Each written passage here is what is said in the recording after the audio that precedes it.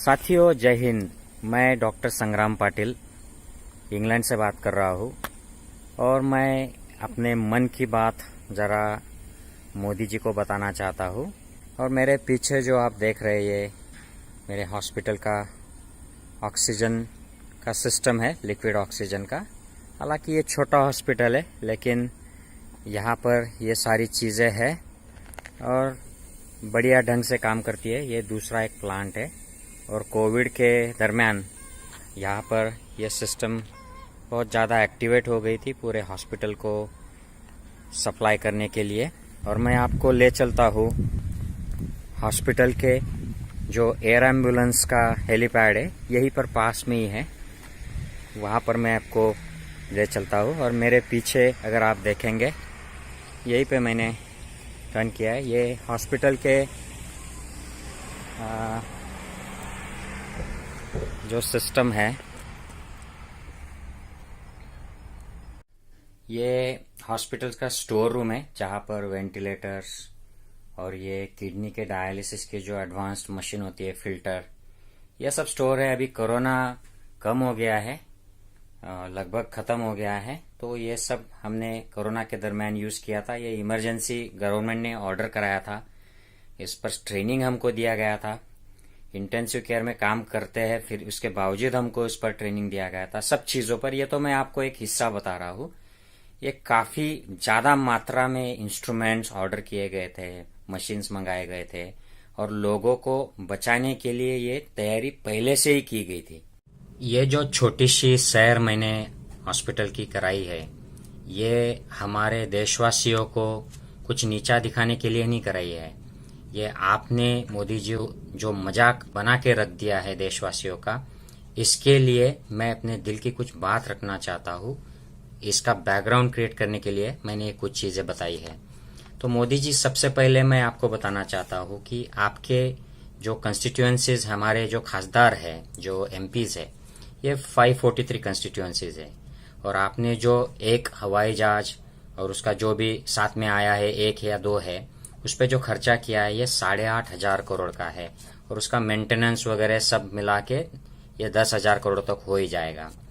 उसके बाद आपने ये विस्टा, सेंट्रल विस्टा प्रोजेक्ट, लगभग ये भी 1,000 करोड़ के आसपास हो ही जाएगा जब तक ये बनता है।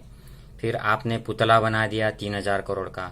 ये बुलेट ट्रेनें, जबकि नॉर्मल ट्रेनें ठीक से नहीं सेवा दे पा रही है, उनको इम्प्रूव करने की जगह पर आपने बुलेट ट्रेनों का प्रोजेक्ट, ये तो ट्रिलियन डॉलर्स का, ट्रिलियन रुपीस का प्रोजेक्ट है।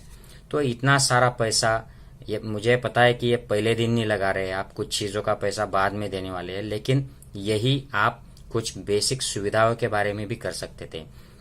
मोदी जी हर एक कंस्टिट्यूएंसी में अगर एक 10-10 करोड़ के हॉस्पिटल बना देते थे तो आज सारे कंस्टिट्यूएंसीज में हॉस्पिटल बनकर रेडी होते और फिर भी आपके सिर्फ 5,500 करोड़ ही खर्चा होते। उसके बाद में उसको एम्बुलेंस बनाना, ऑक्सीजन का प्लांट तो 50 लाख से 10 करोड़ तक बनता है। हर इस कंस्टिट्यूएंसी में एक एक ऑक्सीजन का प्लांट अगर बनता तो भी आपके 1,000 करोड़ में हो जाते। और उसको फिर एम्बुलेंस सर्विस और ये सब बनाकर आप राज्यों को ट्रांसफर कर सकते हो, तो वो चलाते थे ये हॉस्पिटल। आप इतना पैसा ये सेंट्रल विस्टा और ये पुतला जो खर्च किया है, इसमें हर एक राज्य को 4 या 5 एयर एम्बुलेंस आ सकती थी, जिसमें लोगों की जानें बचती और इमरजेंसी सामान, इमरजेंसी हेल्थ केयर स्टाफ इसकी यातायात के लिए यूज हो सकते थे। लेकिन ये सब आपको कौन बताएगा? मोदी जी, आपने ये सब सुविधा देने की बजाय लोगों को हर बार कुछ न कुछ जुमले दिखाकर लाइन में खड़ा कर दिया।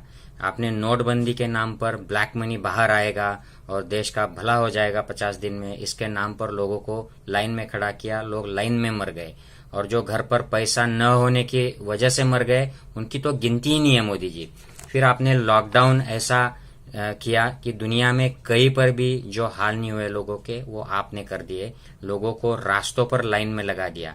और इस बार आपने कोरोना की सेकंड वेव में आपकी मिसमैनेजमेंट और अनप्रिपेयर्डनेस की वजह से आपने लोगों को हॉस्पिटल्स के और शमशान घाट तक के लाइन में लगा दिया। लेकिन ये चीजें आपको बताएगा कौन? आपको अगर कोई भाजपा के लोग बताने का ट्राई करते हैं तो आप उसका पर्रिकर बना देते हो, जिसको संरक्षण मंत्री पद से का इस्तीफा देकर गोवा वापस चले जाना पड़ता है, क्योंकि आप वहां पर उसको राफेल डील में आपको स्कैंडल करना होता है, आपके दोस्तों को वो डील देना होता है। नहीं तो आप यशवंत सिन्हा बना देते हो या शत्रुघ्न सिन्हा बना देते हो। आपको सिर्फ आपकी बात सुनने वाले जेटली या निर्मला सीतारामन या और जो भी आपके जो भक्त बन चुके हैं, अब हर्षवर्धन जैसे, ऐसे लोग चाहिए। अगर कोई आपका पॉलिटिकल अपोनेंट बोलना चाहता है तो आपकी जो टीम है, ये सोशल मीडिया पर जो वीडियो की और मेन मीडिया के वीडियो की जो टीम है, ये उनको देशद्रोही बना देते हैं। जैसे आपने राहुल गांधी को देशद्रोही बना दिया है और सारे अपोजिशन जो है, अरविंद केजरीवाल से लेके सब, ये देशद्रोही बना दिए है आप लोगों ने, या इनको हिंदूद्रोही तो भी बना देते हो। मोदी जी, आपने जो चंदा जमा करने की जो मुहिम छेड़ी है, ये आपकी कृपा से चल रही है अयोध्या के मंदिर के लिए। ऐसे ही मुहिम अगर आप हॉस्पिटल्स के लिए बनाते, हॉस्पिटल का चंदा, ऑक्सीजन प्लांट का चंदा, या कम से कम कोविड के रिसर्च के लिए चंदा बनाते, या वैक्सीन जमाने के लिए चंदा बनाते। आपने वैक्सीन गुरु आपको खुद को मीडिया के द्वारा प्रोजेक्ट किया, लेकिन आपने वैक्सीन की पूरी डिप्लोमेसी की वाट लगा दी।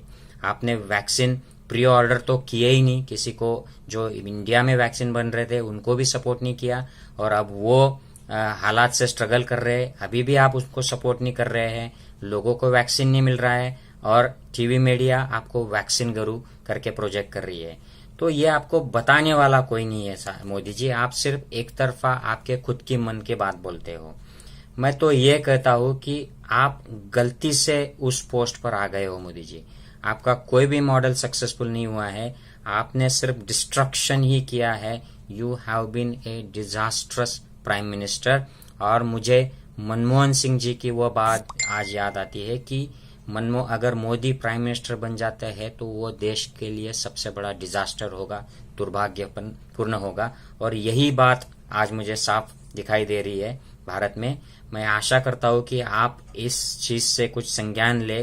अगर आपकी विवेक बुद्धि जागरूक है तो आप अपने पद से हट जाए और दूसरे किसी अच्छे नेता को वहां पर बिठाए, ताकि ऐसे गंभीर हालात में हम ज्यादा से ज्यादा लोगों को बचा पाएंगे, अच्छे से नियोजन कर पाएंगे।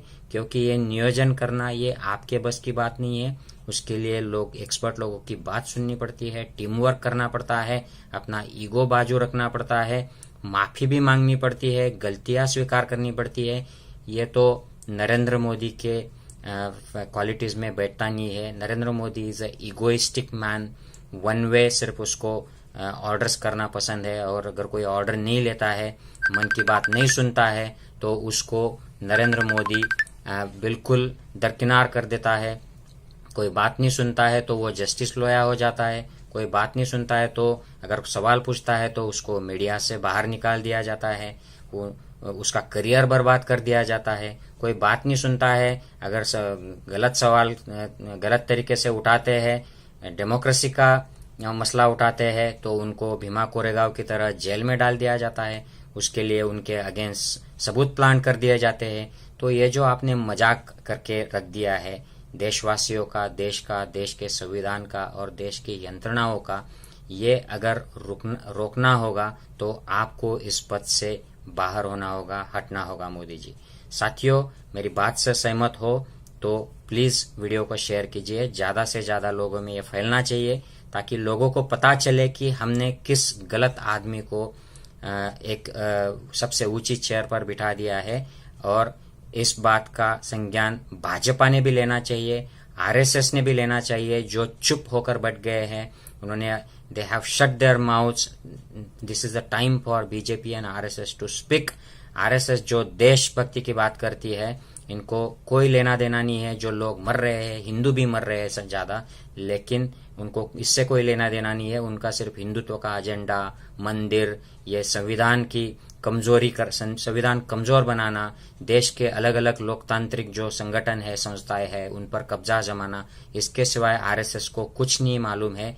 लोग मरे, इनको कुछ लेना देना नहीं है। ये बाद में फिर से अलग से एजेंडा लेके सामने आ जाएंगे। लेकिन मैं उनसे भी दरख्वास्त करता हूँ, रिक्वेस्ट करता हूँ कि प्लीज मोदी जी से क्वेश्चन पूछिए, उनको हटाइए और कुछ देश के लिए अच्छा कीजिए। जय हिंद साथियों।